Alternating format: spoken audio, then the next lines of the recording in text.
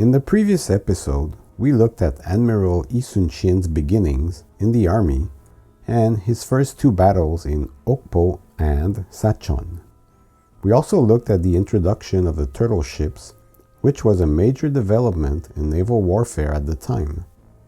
We start today's episode on August 10, 1592, when Yi Sun-shin was joined by Yi Ok-gi in Yosu. They met with Won Gyun at Noryang, thus increasing their fleet to 55 warships.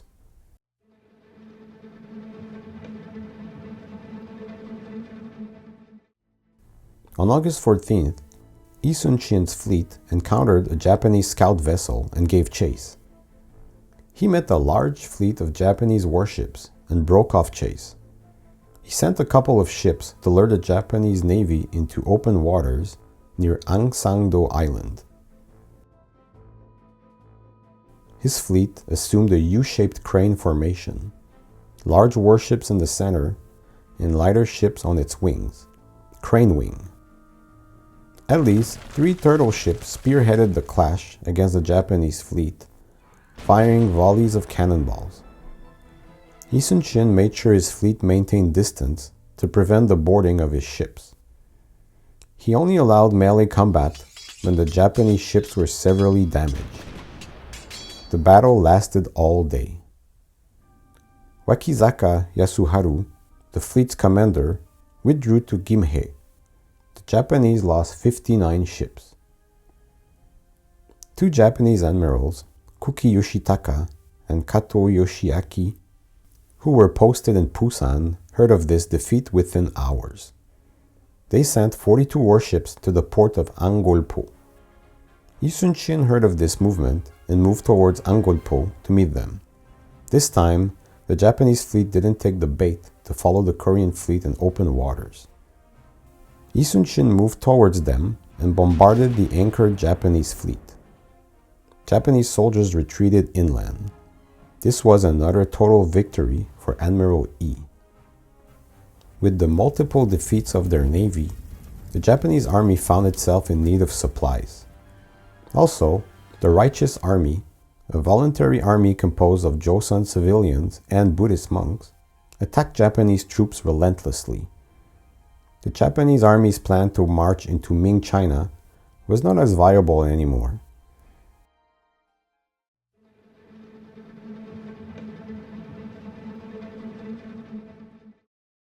The Japanese navy regrouped in Busan. It is said that the Japanese had around 470 ships anchored in Busan. Yi Sun-shin thought that the Japanese were about to return to their country.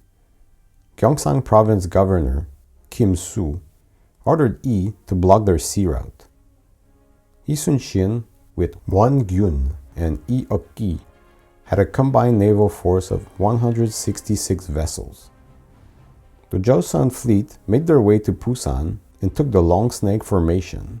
Ships advanced in a line, attacking straight into the Japanese fleet. Somehow, the Japanese army wasn't prepared and the Joseon fleet destroyed 128 Japanese vessels that day. The Japanese withdrew to the mainland and attacked the Joseon fleet from the nearby hills, but it wasn't effective in the least. Yi Sun-shin withdrew without ordering his soldiers to pursue the Japanese army on the shore. It is thought that he knew that his soldiers weren't as effective in melee combat as samurai.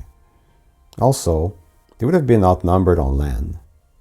Moreover, it is said that the Japanese had a better trained cavalry. Yi Sun-shin didn't destroy the whole Japanese fleet because then their armies would be stuck on the peninsula and could bring in more destruction. Basically, he wanted to leave them the option of fleeing back to their country. Yi Sun-shin didn't lose a single ship in this attack. Yi Sun-shin was victorious in every single battle he took part of in the year 1592. Hundreds of Japanese warships, transport, and supply ships were sunk during that time. In 1593, he was made naval commander of the 3 provinces, which are Jeolla, Gyeongsang, and Chungcheong. The Ming sent in soldiers to the peninsula to help the Joseon army, and there was a truce from 1594 to 1596. Hideyoshi soon realized that his plan wouldn't work if the Joseon navy and Sun-shin kept sinking his fleet. The Japanese double agent, called Yoshida, was sent to the Joseon general Kim Gyeong-seo. Yoshida convinced the general that he would spy on the Japanese. Yoshida told the general that the Japanese general Kato Kiyomasa would be soon attacking the south shores with a big fleet. He suggested that Admiral Yi be sent there and ambush Kiyomasa. Kim Gyeong-seo thought it was a good idea and sent a message to King Sunjo. Sunjo needed victories and gave permission for this attack. Even though Yi was accumulating victories at sea, the same couldn't be said of the rest of the Joseon armies on land. The order reached Admiral Yi. He refused because a location given by the spy was dangerous and would spell doom to the Joseon fleet. Moreover, it is said that Yi didn't trust the word of spies. Hearing of this, the Joseon court insisted on replacing Yi with Won Gyun, the former commander of the Gyeongsang province fleet. In 1597, Yi was arrested and taken to Hansong, where he was imprisoned and tortured. King Sunjo wanted Yi executed, but some ministers convinced the king to not go ahead with this. Yi was once again demoted to the rank of common infantry, which was arguably worse than death for a Joseon general who lived by honor. He was placed under the command of Won Gyun, the commander-in-chief of the Joseon army at the time. Won Gyun clearly wasn't as skillful and cautious as Sun-shin, and he showed this in the Battle of Chilchonryang in August of 1597. He left anchor at Yosu with a fleet ranging from 100 to 200 ships, depending on the sources. His plan was to attack the Japanese fleet before it reached Busan. Won Gyun's fleet had to sail through treacherous waters. The Japanese ambushed him and closed in on his fleet immediately and engaged in melee combat, negating Joseon's superior seamanship and cannon use. Joseon lost all but 13 warships. In popular culture, it is said that Won Gyun was drinking on board his ship and wasn't able to give out orders. He jumped ship and tried to escape on land. He was found out by Japanese soldiers and executed. King Sunjo heard of this terrible defeat. He pardoned Sun-shin and reinstated him as commander of the now ridiculously small Joseon fleet. As a matter of fact, the king originally wanted to disband the navy and concentrate on ground forces. Sun-shin sent a letter to the king.